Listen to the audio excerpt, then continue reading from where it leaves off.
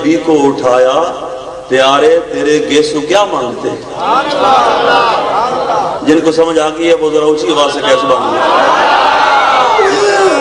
جن کو نہیں آئی وہ بھی کہہ دے سبحان اللہ۔ آ بھی گئی ہے اور نہیں بھی آئی، دوبارہ سن لو تاکہ پوری سمجھ آ جائے۔ تہے عرش سجدے میں سر کو جھکایا، بکھر کر کے زلفوں نے یہ رنگ لایا، یہ کہہ کر خدا نے نبی کو اٹھایا کہ پیارے تیرے گیسو کیا مانگتے ہیں؟ اللہ کو پتہ کیا مانگتے ہیں، لیکن یہ محبت کی بات ہوتی ہے۔ اللہ کو پتہ نہیں کہ موسیٰ علیہ السلام کے ہاتھ میں کیا ہے، پھر بھی پوچھا وما تلک بیمینک یا موسیٰ، اے موسیٰ تیرے ہاتھ میں کیا ہے؟ اللہ تو دلوں کی باتیں جانتا ہے، تو موسیٰ علیہ السلام کے ہاتھ میں ڈنڈا تو سب کو نظر آ رہا تھا، لیکن پھر بھی پوچھ لیا۔ اس کا مطلب یہ ہے کہ پوچھنا جو ہے وہ لا علمی کی دلیل نہیں ہوا۔ ہم جب واقعہ معراج بیان کرتے ہیں نا کہ حضور نے جبریل سے پوچھا یہ کون ہے وہ کون ہے، تو جبریل نے یہ جواب دیا وہ جواب دیا، تو لوگ کہتے ہیں جی اس کا مطلب ہے کہ حضور کو پتہ نہیں تھا، تبھی تو حضور نے سوال کیا، تبھی تو آپ نے پوچھا۔ ہاں جی، حالانکہ اسکول جب جاتے ہیں تو استاد جو ہے وہ شاگرد سے پوچھتا ہے کہ 2 اور 2 کتنے ہوتے ہیں، تو آپ کیا کہیں گے کہ استاد کو اتنا بھی نہیں پتا 2 اور 2 کتنے ہوتے ہیں؟ وہ تو امتحان لے رہا ہے، وہ تو اس کے علم میں اضافہ کر رہا ہے۔ اگر حضور نہ پوچھتے، جبریل نہ بتاتے تو ہمیں کیسے پتہ چلتا؟ حضور نے ہمارے لیے یہ سارے انتظامات فرمائے ہیں۔ تو پیارے تیرے گیسو کیا مانگتے ہیں؟ یہ سن کر کہا مصطفیٰ نے الہی، یہ کہتی میرے گیسوؤں کی سیاہی، سیاہ بخت و امت کی کر دے رہائی، الہی یہ گیسو دعا مانگتے ہیں۔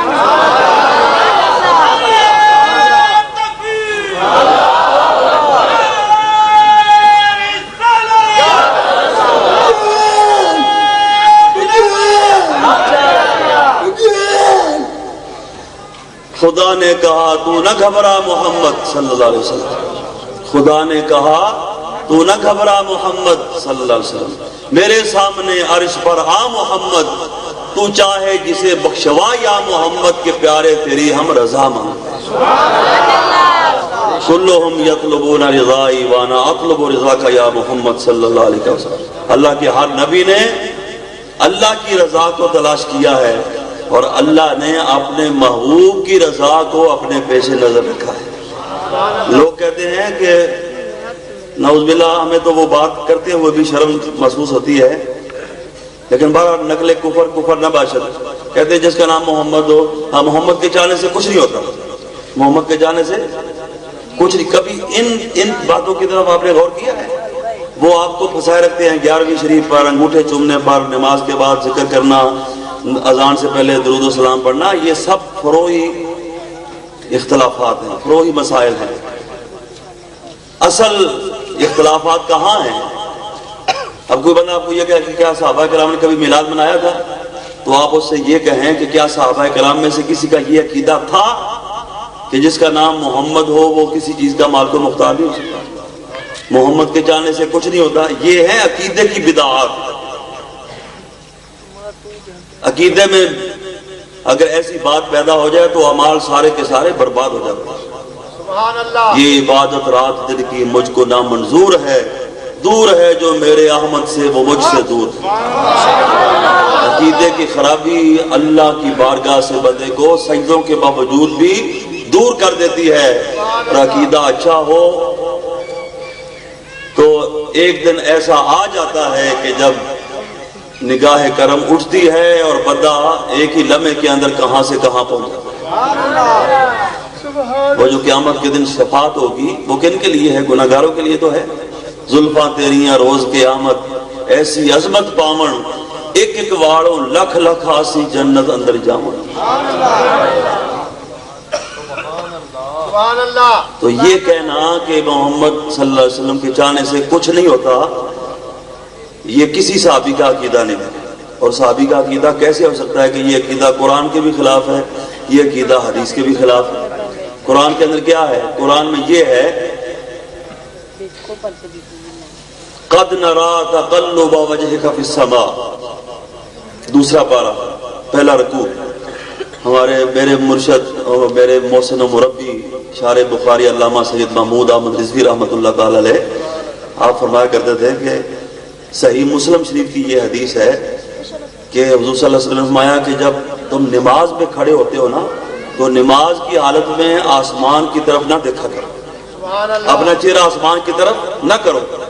یا رسول اللہ کیا ہوگا؟ فرمایا اللہ ناراض ہو جاتا ہے، اور اتنا ناراض ہوتا ہے کہ خطرہ ہے تمہاری نگاہوں کو سلب کر لیا جائے، تمہیں اندھا کر دیا جائے۔ یہ صحیح مسلم کی حدیث ہے، صحیح مسلم کی، یہ قرآن و حدیث کا نقطہ ہے، قرآن پاک کی آیت اور نبی پاک صلی اللہ علیہ وسلم کا فرمان۔ توجہ کے ساتھ سماعت فرمائیں۔ اگر تم نماز کی حالت میں آسمان کی طرف منہ کرو گے تو تمہاری نگاہوں کو چھین لیا جائے گا، تمہیں اندھا کر دیا جائے گا۔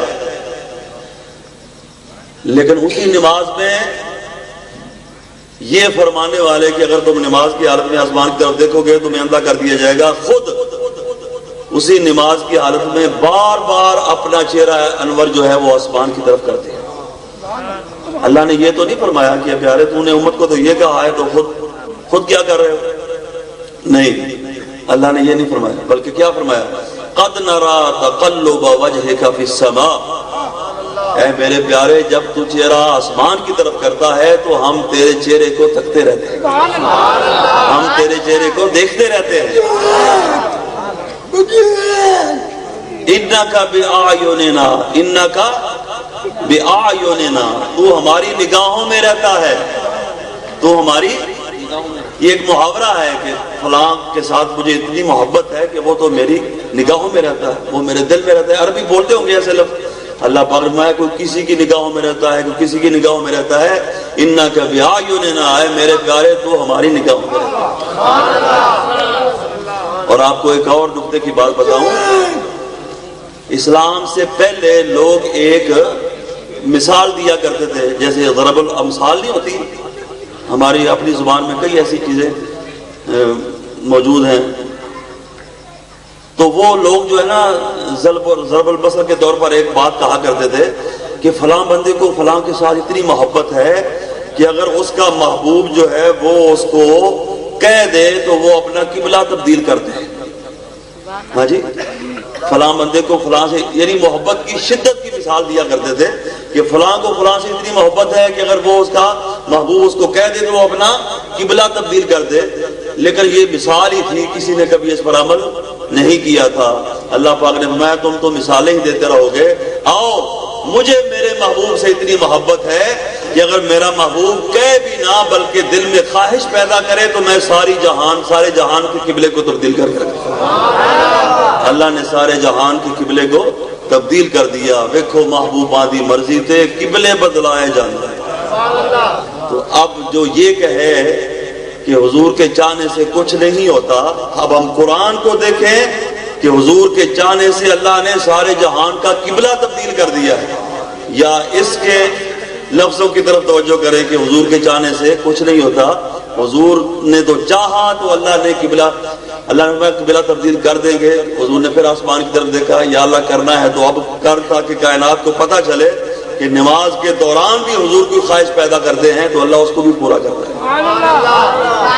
آج کہتے ہیں کہ نماز میں حضور کا خیال آ جانا سے نماز جو ہے وہ فاسد ہو جاتی ہے، نماز ضائع ہو جاتی ہے۔ ارے کیسی نماز، کون سی ہے تیری نماز؟ کیسی نماز کی بات کرتے ہو؟ نماز کے اندر حضور کی ذات پر درود و سلام پڑھا جاتا ہے۔ سبحان اللہ، سبحان اللہ، سبحان اللہ۔ تو نبی کریم صلی اللہ علیہ وسلم کو اللہ پاک نے نماز میں حکم دے دیا، فَوَلِّ وَجْهَكَ شَطْرَ الْمَسْجِدِ الْحَرَامِ، محبوب جو تیری رضا وہی تیرے رب کی رضا۔ سبحان اللہ۔ خدا کی رضا چاہتے ہیں دو عالم، خدا چاہتا ہے رضا محمد صلی اللہ علیہ وسلم۔ سبحان اللہ۔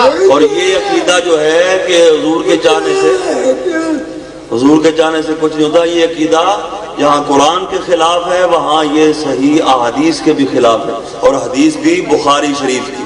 کس کتاب کی؟ اس لیے وہ آپ کے سامنے کتاب کا نام لیا نا کہ بخاری پڑھو لیکن ساری پڑھو، آدھی نہ پڑھو۔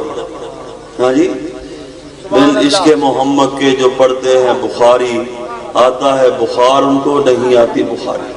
سبحان اللہ۔ پتہ نہیں کیسے ان حدیثوں سے نظر چرا کے گزر جاتے ہیں۔ صحیح بخاری میں ہے، لو شئت، حضور کو پتا تھا نا کہ ایسے لوگ پیدا ہوں گے، نام نہاد مفسر عالم، جو یہ کہیں گے کہ حضور کے چاہنے سے کچھ نہیں ہوتا، تو حضور نے فرمایا میرے امتیوں ان کی طرف دھیان نہ کرو، میری طرف دیکھو کہ میرے چاہنے سے کیا ہوتا ہے۔ یا رسول اللہ کیا ہوتا ہے؟ فرمایا لو شئت لصارت معی جبال الذهب او کما قال نبی صلی اللہ علیہ وسلم، فرمایا اگر میں چاہوں تو یہ مکے کے تمام پہاڑ جو ہیں یہ سونا بن کے میرے ساتھ چلنا شروع کر دیں۔ اب کوئی گنجائش باقی رہ جاتی ہے کہ حضور کے چاہنے سے کچھ نہیں ہوتا؟ جب حضور خود فرما رہے ہیں کہ میرے چاہنے سے اتنا کچھ ہو جاتا ہے کہ پہاڑ سونے کے بن جائیں اور میرے ساتھ چلنا شروع کر دیں، اور کیا چاہتے ہیں؟ تو اللہ تعالیٰ نے نبی پاک صلی اللہ علیہ وسلم کو یہ عظمتیں اور شانیں عطا فرمائی ہیں۔ جب کوئی بات کرے نا 11ویں کہاں لکھی ہے، انگوٹھے چومنا کہاں لکھا ہوا ہے، تو فوراً اس کا منہ ادھر موڑے کہ یہ تو فروعی اختلافات ہیں نا، اصل جو بنیادی اختلافات ہیں، جو عقیدے کی باتیں ہیں، ان کی طرف آ۔ تو کہتا 11ویں کہاں لکھی ہے؟ میں یہ کہتا ہوں کہ یہ بتا یہ کہاں لکھا ہوا ہے کہ حضور کے چاہنے سے کچھ نہیں ہوتا؟ جبکہ قرآن میں تو ہے کہ حضور کے چاہنے سے قبلہ تبدیل ہو جاتا ہے، حدیث میں ہے کہ حضور کے چاہنے سے پہاڑ سونے کے بن جائیں اور ساتھ چلنا شروع کر دے۔ یہ تمہارا عقیدہ جو ہے یہ قرآن پاک کی کس عہد سے تم نے حاصل کیا؟ الٹا اس کے اوپر بار کیا کریں۔ ہمارے لوگ بولے والے ہوتے ہیں، بس کوئی بات کر دے تو گردن جھکا لیتے ہیں، ایسے ہی ہوگا جی، ایسے ہی ہوگا۔ ہاں جی، ان باتوں کو بھی ذہن کے اندر بٹھا۔ سمجھ آ رہی ہے کہ جا رہی ہے؟ ہاتھ اٹھاؤ جنہوں کی سمجھ جا رہی ہے۔